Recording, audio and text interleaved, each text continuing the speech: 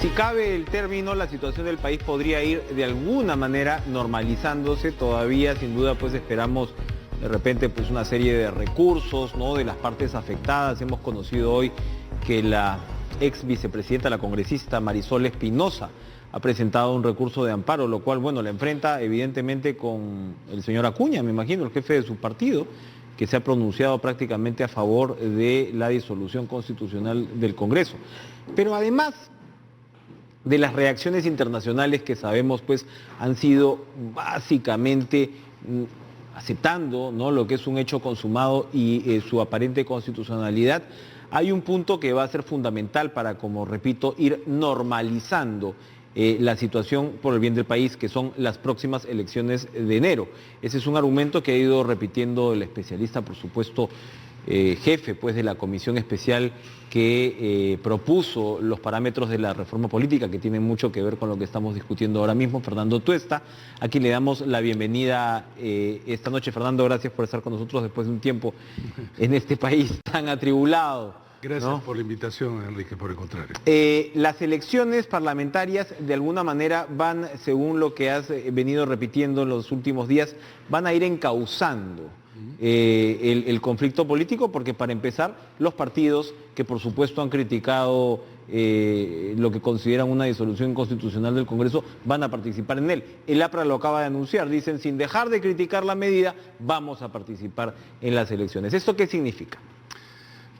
A ver, yo creo que, a diferencia, por ejemplo, del año 92, los partidos que criticaron y se opusieron a Fujimori en razón de su medida del autogolpe el 5 de abril... Izquierda Unida, Acción Popular, el propio APRA, no se presentaron a la elección convocada, bajo la idea que un usurpador no puede convocar una elección a quienes señalaban eran en realidad una elección fraudulenta e ilegal. Creo que no va a ser el caso de los partidos que hoy día se oponen. Y porque, como todo partido, en realidad ellos miden cuáles son los intereses. Dejar de participar deja un campo abierto a que otros ocupen y, por otro lado, no estar presentes en el Congreso. Pero además, ¿sabes qué? Hay un tema que me parece fundamental y que creo que poco se observa. De los 130 congresistas del Parlamento disuelto, 96 eran invitados. Esto quiere decir que una cosa es lo que las bancadas decían o hacían en relación al gobierno, y otra cosa es cuando se convoca una elección, lo que produce en el partido en relación a los intereses e incentivos que esto pueda justamente comprometerlo. Y eso explica el montón de bancadas que hemos tenido al final. Pero por eso es que además, repito, la bancada puede estar criticando al gobierno y sus medidas, pero en el otro lado tú vas a tener dirigentes que no están en el Parlamento o algunos que aspiran a estar. Obviamente lo que van a decir es hay que participar. Entonces, como en el Perú la disociación entre bancada y partido es grande, se van a dar ese tipo de dinámicas. Claro. ¿No? Ahora, ¿cuáles son las reglas de juego? ¿Con qué reglas de juego vamos a jugar? Tú mismo, como recordaba, capitaneaste un equipo que puso a disposición del gobierno y del Congreso estas propuestas de reforma política. Algunas se tomaron, otras no. Ha sido parte central de todo este conflicto, en realidad ello. Pero ¿sobre qué territorio vamos a elegir al nuevo Congreso en enero? En resumen. Ese es un problema, porque efectivamente las cuatro leyes promulgadas tenían como propósito dentro del paquete general de llevarnos a hacer lo posible para una mejor representación. Pero que resulta que como esta es una elección imprevista, esta es una elección excepcional. No han habido elecciones parlamentarias en el Perú, solo parlamentarias, décadas atrás. Incluso no te podría señalar incluso ahora una fecha. Bueno, el Congreso Constituyente fue sí, pero es que era sobre todo para hacer la Constitución, ¿no? Exacto. Pero o sea, para completar un mandato esto es prácticamente no existe. Para completar un mandato no existe en la historia republicana. Pero acá viene el tema. Efectivamente, tu pregunta es ¿qué reglas? Y las reglas pueden ser vistas ahí donde estarían implementadas estas 4 leyes ya promulgadas, o se suspenden bajo el argumento del artículo 4 de la Ley Orgánica de Elecciones, que señala que un año antes de una elección no pueden modificarse las reglas de juego a través justamente de leyes. Sin embargo, acá hay toda una discusión, porque en realidad primero se promulgaron las leyes y después se convoca elecciones. Claro. Y entonces esto puede ser llevado a dos tipos de interpretaciones. ¿Quién lo va a resolver? De alguna manera, mañana el Consejo de Ministros va, entiendo, a emitir un decreto de urgencia, digamos, del paquete electoral necesario e imprescindible, porque los organismos electorales están en este momento esperando el decreto de urgencia para, entre otras cosas, ya entregar el cronograma definitivo y como consecuencia también, en parte por ello, del presupuesto. Ahora, ya nos estamos consumiendo días de esos 4 meses tan apretados. Ahora, este decreto de urgencia no incluye como tal las reglas de juego. Debe pronunciarse en razón a eso. ¿Y el Jurado Nacional de Elecciones qué cosa es lo que aplica y cómo no, va a aplicar aquello lo que está en el decreto de urgencia. Ahora, claramente se va a aplicar, todo indica, el tema de la inscripción de los partidos, es decir, de la participación. Tenemos 24 partidos legalmente inscritos, aptos, ¿no?, para participar, y se suponía, según la reforma, que tú tienes que participar en todas las elecciones. Y si no participas en una, bueno, pierdes tu inscripción, y si no obtienes el 5%, también pierdes tu inscripción. Estos 24, si quieren mantener su inscripción, ¿están obligados a participar en las elecciones de enero? Sí se aplica las 4 leyes de reforma. Ya. Si es que se decide ir por el camino de aplicar solo el artículo 4 de la Ley Orgánica de Elecciones, vale decir, la ley anterior, entonces un partido sí puede dejar de participar en una elección. Ahora, pero sería una contradicción para el gobierno, ¿no? O sea, ya estamos con una reforma, como tú has dicho varias veces, parchada, y si, bueno, has llegado hasta este punto, por lo menos pues comencemos a ensayar sobre lo que está ya promulgado, digo yo, ¿o no? Claro, porque jugar con las reglas de juego anteriores... Claro, pero acá hay un tema también de tiempo, ¿no? Y de paso salimos de varios partidos.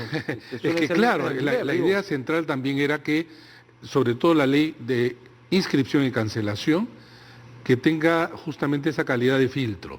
Es decir, separar la paja del grano.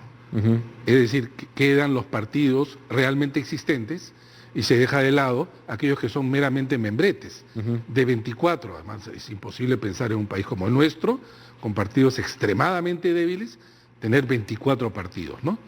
Pero, nuevamente, si se aplica la ley, que es parte de la reforma, sí tendríamos esta suerte de filtro. En caso contrario, podría ocurrir que un partido pequeño o uno que no está en capacidad de presentar, diga, yo me abstengo. ¿Qué otro punto de la reforma considerarías, bueno, entre crucial y posible de aplicar para enero?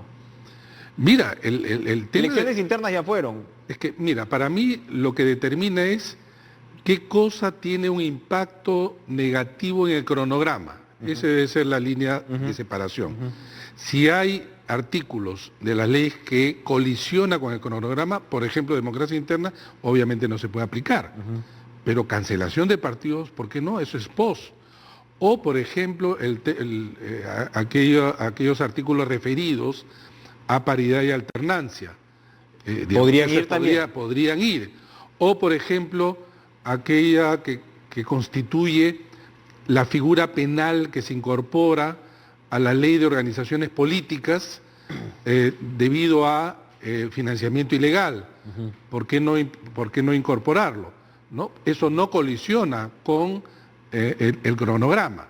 Ahora bien, hay otros temas, sin embargo, que se tiene que dilucidar pronto, porque la Comisión de Constitución cometió un error al eliminar el párrafo en donde se señalaba por quién votaban los peruanos residentes en el exterior. Esa es una alarma.